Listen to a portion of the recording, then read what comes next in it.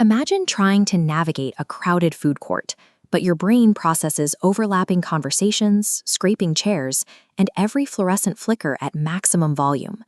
Traditional clinic-based therapy often struggles to prepare adolescents for this reality because a quiet, sterile room cannot simulate the sensory intensity of a loud, unpredictable environment.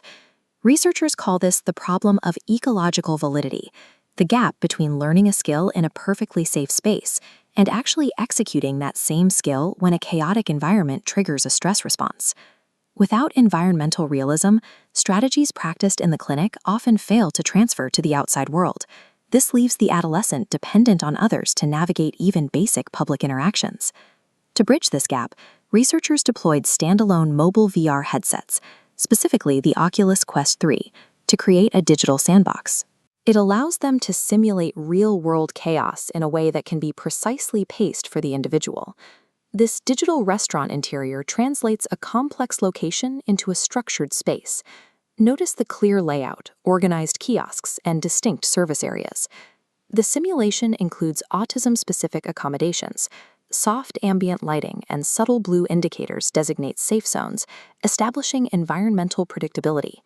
This virtual classroom environment introduces a second location, using standard desk arrangements and a virtual teacher avatar to simulate the social and academic pressures of a school day. Digitizing these locations give therapists total control. They can scale the exact sensory and social variables that normally trigger a shutdown, adjusting the difficulty as the adolescent progresses. This chart maps the inverted U learning pattern. The horizontal axis represents progression over time, while the vertical axis tracks cognitive effort. To build resilience, the system must intentionally push the adolescent up this curve. During the first two phases, participants practice isolated, single-step tasks, like navigating the floor plan or selecting a menu item. As the tasks become more familiar, the cognitive load begins a steady climb. To maintain comfort during this climb, the system uses teleportation-based movement with 2-second confirmation delays. This specifically accommodates sensory processing speeds and helps prevent motion sickness that can disrupt training. This experimental design flowchart outlines the phased progression. Participants must demonstrate mastery of the VR orientation in Phase 1 before moving to environment-specific training in Phase 2. These early steps build the necessary confidence to handle the technology.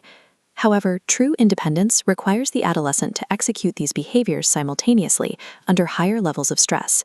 That pressure arrives in Phase 3. In integrated practice, participants must coordinate multiple skills across both environments, significantly increasing the difficulty. This is the climax of cognitive load.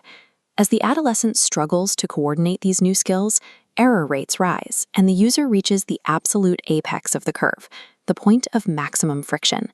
To manage this peak load, the framework uses a dual interface system.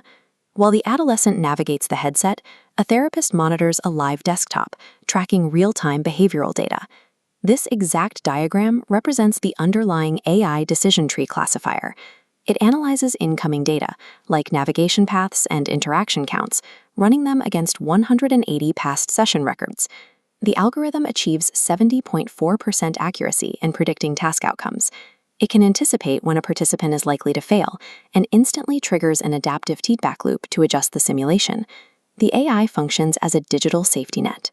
It ensures the adolescent remains challenged enough to learn, but never so overwhelmed that they experience a sensory shutdown. As the diagram shows, entering Phase 4 assessment brings a visible change. The data point glides down the right side of the curve as the intense struggle resolves into fluid, capable behavior. The session records provide the proof. By the final phase, task completion times plummet and the frequency of errors drops significantly. Even when the classroom and restaurant scenarios become more complex, the participants' success rates remain stable. This downward slope tracks the point where tasks that once caused significant cognitive friction become manageable, predictable routines. When the training concludes and the adolescent removes the headset, they return to the physical world with a new set of tools.